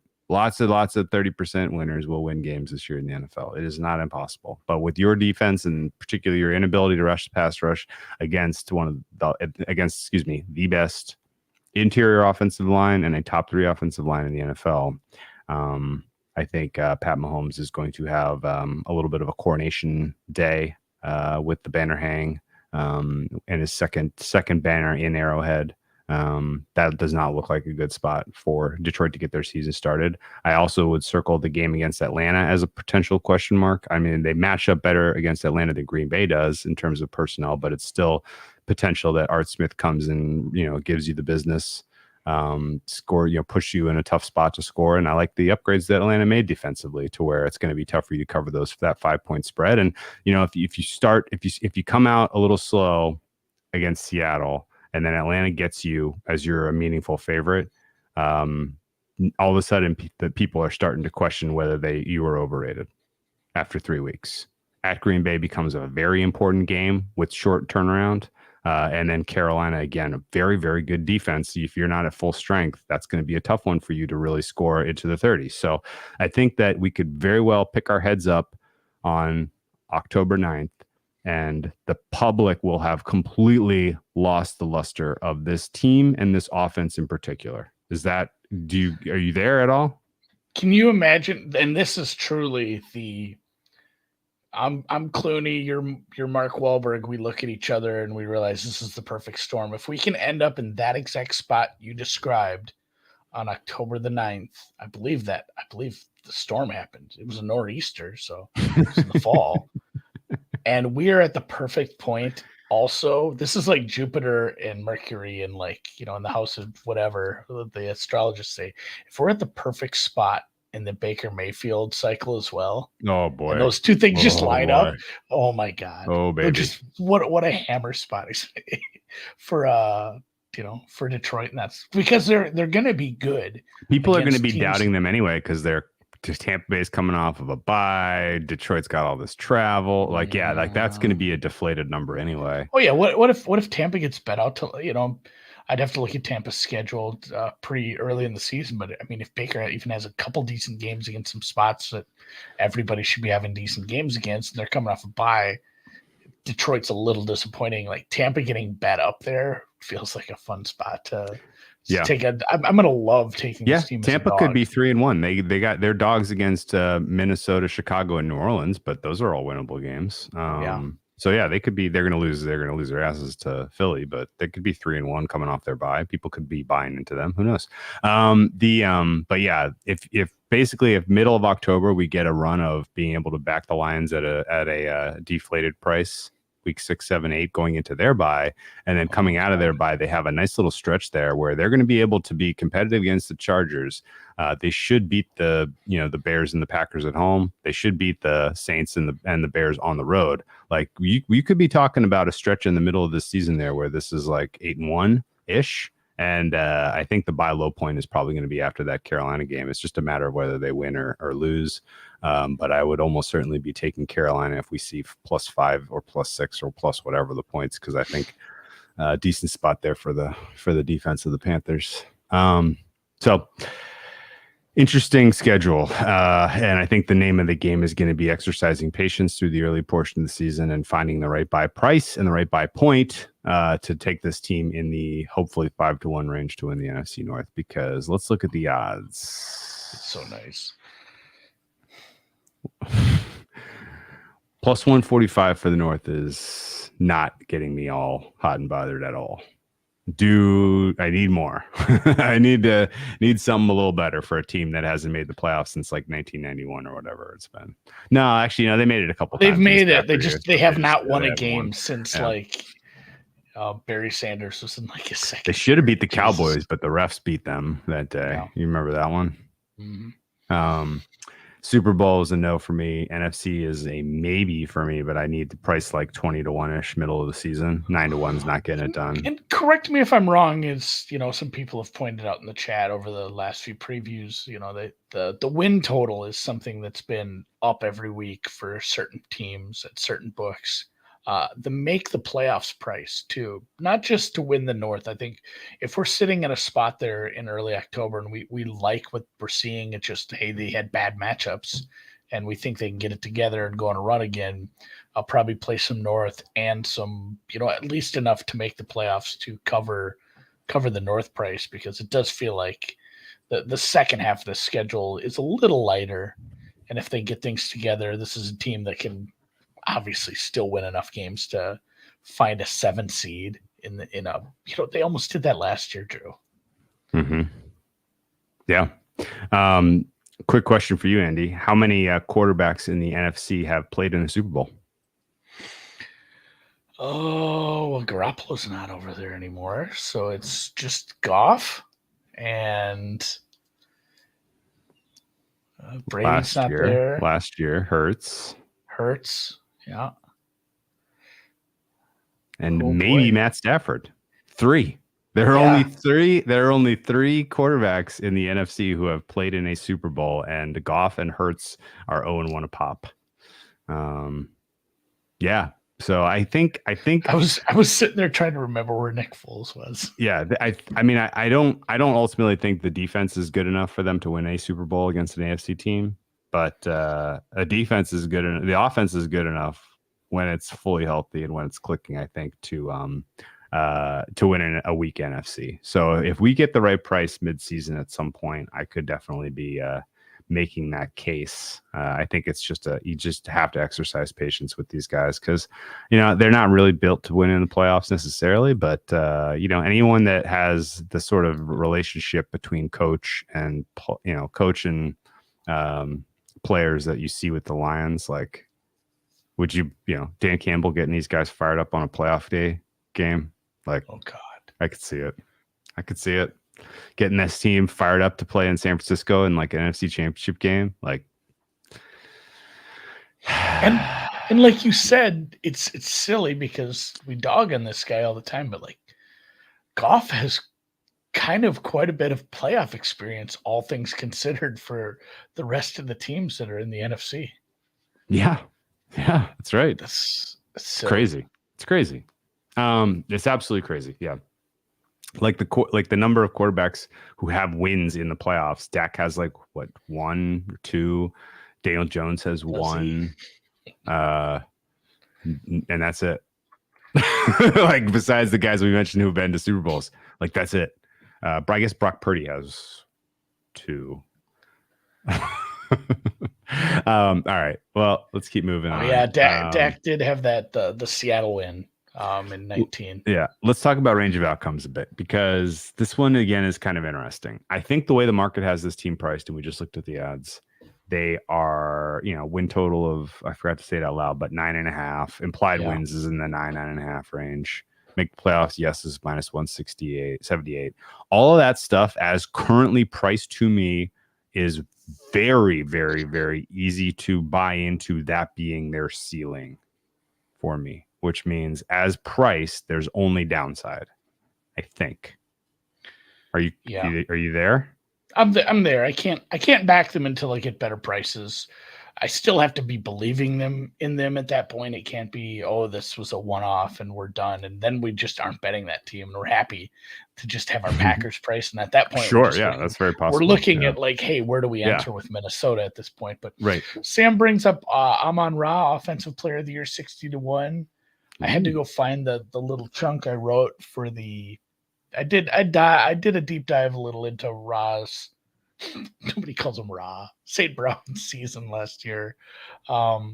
He has it was like 18-1 for most receptions as well. And he had that ankle injury versus Minnesota in week 3. He missed the following game. Came off that too early, looked like garbage. Mm-hmm. And then if you remember versus Dallas, he caught a ball really early and got his bell rung, and they concussion protocoled him out. So he missed that entire game as well too. And he still had, he was still like your 4th, I think, as far as receptions. He had 106 catches on 146 targets. Like he's probably good for 160, 170 targets if he's fully healthy. Yeah. Like I made a case for that. He's probably a little long for most receptions. Obviously, again, with Kupp back, Kupp eats a lot of that market because he's a fucking, I don't know what his ceiling is for targets if they really want 200, Jesus. But he's a decent price there. And then I don't mind that at either Lipscomb, 60-1 for Offensive Player of the Year. If he does have that kind of year, he's going to be in the discussion. It's just, when are we going to get back to this, giving it to the second best quarterback? Because I think we're probably due for that after last year now again. Okay. So I worry about some of these good receivers for Offensive Player of the Year, unless there's been some sort of paradigm shift where, this is now the not quarterback award. Yeah, I feel like there's a little faint whiff of that after. Well, let's go look at quarterbacks win before MVP. Before we get too deep in that, let's go look at the voting last year, because we actually do have now ranked choice voting, so we have a better idea of how people down balloted. No, for sure. And okay, so range of outcomes as priced, it's only all unders if you want to know how the distribution fits versus the expectation, in my opinion. And the reason that it's belled to the bottom, we already covered it. The most likely is Goff regresses for some reason, because he's not as good as he was last year on paper. Another is obviously that it's a relatively thin, it's a really good but thin offensive line. So here's kind of at my mind where I am completely off even price shopping lines midseason. Something happens to Frank Ragnow. Really, really good center. Not a household name, but the guy, people will know that. Like if they have to go backup center, all of a sudden I'm not feeling great about anything happening for this team going forward. Graham Glasgow was a fine backup, but not the same kind of offensive line captain as Frank. Similarly, like left guard Jonah Jackson is very, very good. Taylor Decker, left tackle, is very good. These are not household names. If a couple of these guys get hurt, it is literally pull the ejecto seato on the Lions 2023 season. And this is like extended, absence. Then a huge strength turns into a huge weakness for that squad. So I think because like the conditions kind of have to be perfect for Goff to replicate what he did last year. Ben Johnson has to be just as good at calling plays. His wide receivers have to be just as efficient. The new running backs have to be just as complimentary, and the offensive line has to be just as awesome. Otherwise, there's a lot of indoor games, as Patrick I think mentioned earlier. They play indoors. I think, and they're indoors for everything. There was no snowflakes at all on that schedule, right? Oh no, there's one. They play one outdoor game at Chicago. Otherwise, was it? Oh, that at it wasn't Chicago. super late though, was it? It's December 10th. Yeah, that was the only one. Everything else is basically cleaner. Indoors. Yeah. Early in the season, they go at Tampa Bay, at Baltimore, and at Green Bay, at Kansas City. Late in the season, they go at Chicago. Everything else is indoors. So, tiny hands golf, not going to have to deal with the weather too much. Basically, until the NFC title game in the link. What do that? Obviously, -7. Yeah, I feel like your most likely outcome, and I mean we can just do this by the odds if we want to be boring, but for you, most likely places to host the NFC title game that aren't Philly. San Francisco number 1. San Francisco number 2. And Dallas number 2. Are you saying? Yeah. We're doing the same thing. Yeah. I'm just Niners 1, Dallas 2. And then it's a muddled mess, I think. Yeah. Yeah. Look, at that point, you're talking Minnesota, Detroit, York, Atlanta, Seattle, Atlanta. Yeah. It feels like it lands in Dallas. Big old tier. Yeah, it's a big old tier after Philly is a big chunk, and then Dallas and San Francisco are another big chunk, and then it's everything else. Yeah. Would be pretty surprised if anyone can steal the 1 seed besides those 3 teams, and would be pretty surprised if any of those teams loses at home in the divisional round, giving the home field in the NFC to a 3 or 4 seed. Right. That's kind of what we're talking about in order for that to happen. Really, really low prob. Yeah. All right. Realistically, Detroit's probably 4th on that list. Yeah. It's a tough. A good fan base in an indoor stadium in the playoffs is a pain.